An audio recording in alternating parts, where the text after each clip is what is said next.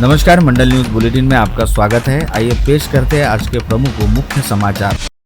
अमरावती महानगर पालिका इस समय आर्थिक किल्लत के साथ साथ मनुष्य बल की कमी से जूझ रही है, जिसका सीधा असर अमरावती महानगर पालिका के प्रशासनिक कामकाज पर पड़ रहा है। साथ ही साथ कई अधिकारियों को अपनी नियुक्ति वाले पद के अलावा एक या एक से अधिक पदों का अतिरिक्त प्रभार भी देखना पड़ रहा है, जिसके चलते कई अधिकारियों पर काम का काफी अतिरिक्त बोझ ही है। साथ ही साथ द्वितीय श्रेणी अधिकारियों के साथ साथ तृतीय एवं चतुर्थ श्रेणी कर्मचारियों के अनेक पद रिक्त रहने के चलते अधिकारियों को इस समस्या का भी सामना करना पड़ रहा है कि आखिर वे मनपा में काम किससे करवाए। गत रोज मनपा की आम सभा में पार्षद मिनल सवई ने अमरावती मनपा की स्थापना में किस संवर्ग के तहत कितने पद रिक्त है और कितने अधिकारियों को किन किन पदों का अतिरिक्त प्रभार सौंपा गया है के संदर्भ में जानकारी मांगते हुए प्रश्न उपस्थित किया था, जिसके जवाब में मनपा प्रशासन की ओर से बताया गया कि मनपा के मंजूर आकृति बंद के तहत गट संवर्ग में अधिकारियों के 42 पद मंजूर है, जिसमें से 28 पदों पर अधिकारी कार्यरत है। वही गट संवर्ग के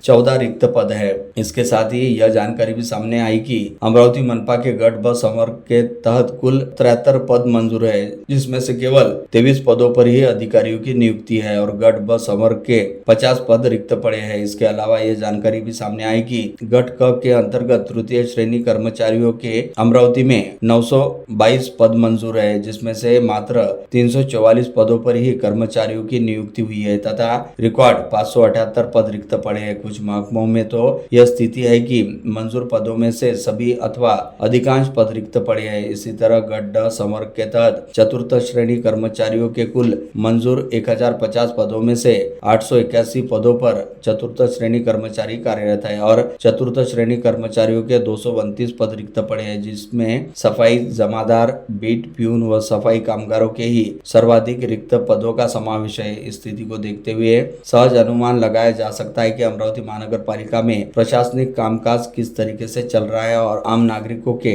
काम क्यों नहीं हो पा रहे।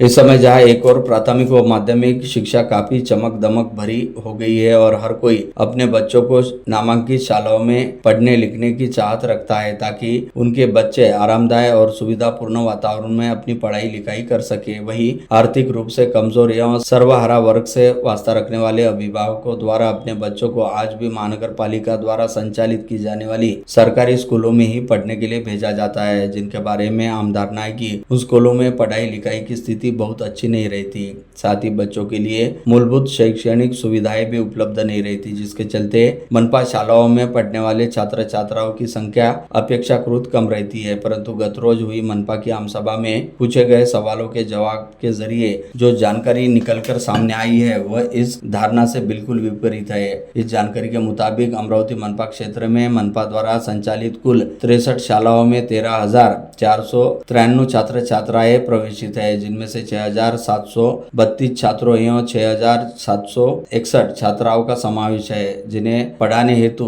373 शिक्षक भी नियुक्त है। साथ ही मनपा की लगभग सभी शालाओं में मूलभूत भौतिक व शैक्षणिक सुविधाएं भी उपलब्ध है तथा जिन शालाओं में देखभाल और दुरुस्ती के काम किए जाने की जरूरत है वहां पर उन कामों को पूरा भी किया जा रहा है। बता दें कि गत रोज मनपा की आम सभा में पार्षद पूजा अग्रवाल द्वारा मनपा की शालाओं की स्थिति और वहां उपलब्ध सुविधाओं के बारे में सवाल उपस्थित किया गया, जिस पर जवाब देते हुए मनपा की शिक्षा व क्रीड़ा विभाग द्वारा बताया गया कि अमरावती मनपा क्षेत्र अंतर्गत मराठी माध्यम वाली 34, हिंदी माध्यम वाली 12 तथा उर्दू माध्यम वाली 17 ऐसी कुल 63 शालाएं कार्यरत है। इन सभी शालाओं में अध्यापन हेतु 373 शिक्षकों एवं शिक्षिकाओं की नियुक्ति की गई। साथ ही इन सभी शालाओं में कुल 13,493 विद्यार्थी प्रवेशित है, जिनमें से 6,732 छात्र तथा 6,721 छात्राओं का समावेश है। इन सभी शालाओं में अलग अलग कक्षाओं हेतु स्वतंत्र कमरों की व्यवस्था करने के साथ ही छात्र छात्राओं हेतु स्वतंत्र शौचालय एवं स्वच्छता गृह की व्यवस्था भी है। साथ ही इन सभी शालाओं में सुरक्षा के लिहाज से सीसीटीवी कैमरे लगाए हुए वाटर कूलर की सुविधा भी उपलब्ध कराई गई है। इसके अलावा सभी शालाओं में डिजिटल क्लासरूम सहित क्रीड़ा साहित्य एवं साइंस व कंप्यूटर लैब जैसे सुविधा उपलब्ध कराने का काम भी किया जा रहा है।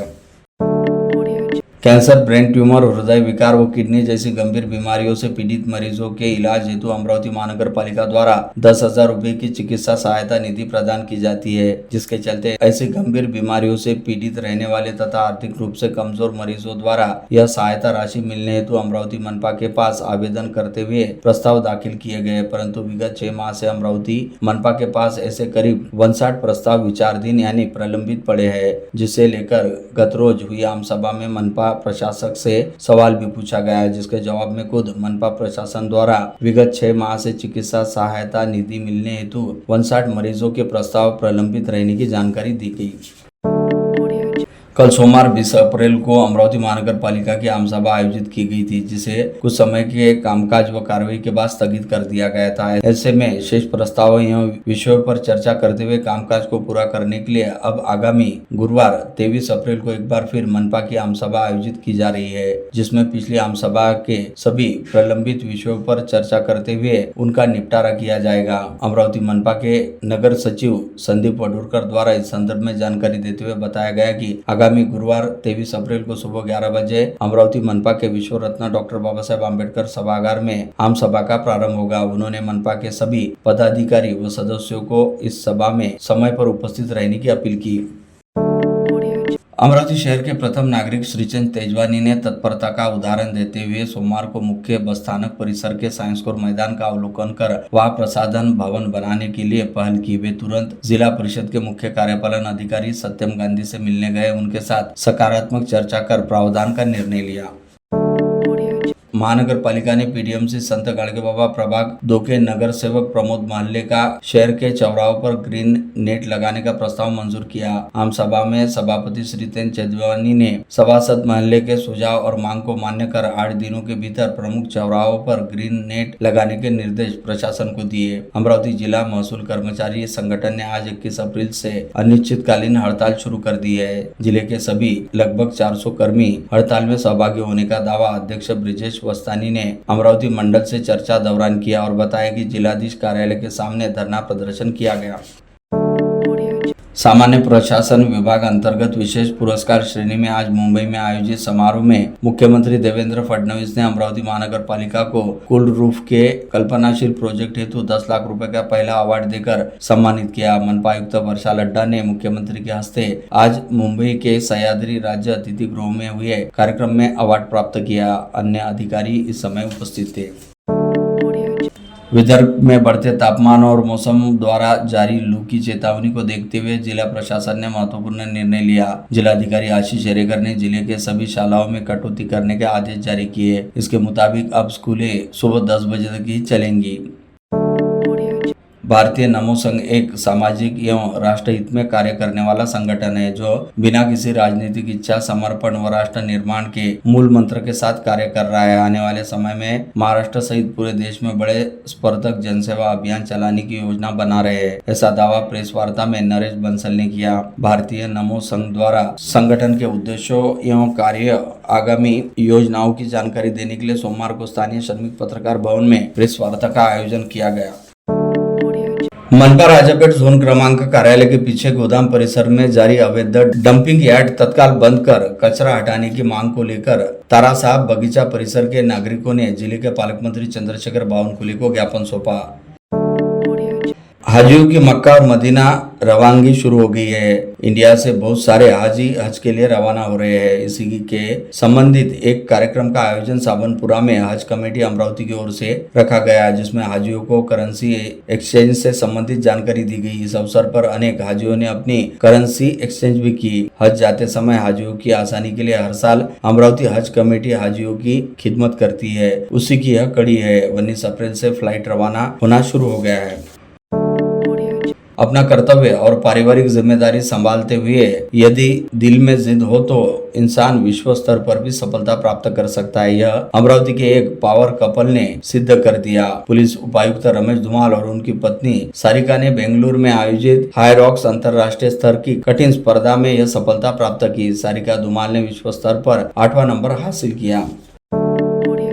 अमरावती जिला वकील संघ की वर्तमान कार्यकारिणी का कार्यकाल समाप्त होने पर अब आगामी 30 अप्रैल को जिला वकील संघ की नई कार्यकारिणी के लिए चुनाव होने जा रहे हैं, जिसकी नामांकन प्रक्रिया आज पूर्ण हो गई। और पदों के मुकाबले स्पष्ट हो गया। एडवोकेट सुनील शर्मा निर्विरोध लाइब्रेरी सचिव निर्वाचित होने की जानकारी चुनाव अधिकारी एडवोकेट रामपाल कलंतरी द्वारा घोषित उम्मीदवारों की अंतिम सूची से मिल रही है। उसी प्रकार अध्यक्ष पद के लिए अनिल विश्वकर्मा, प्रशांत देशमुख और धनराज साधवानी में त्रिकोणीय मुकाबले के आसार बन गए।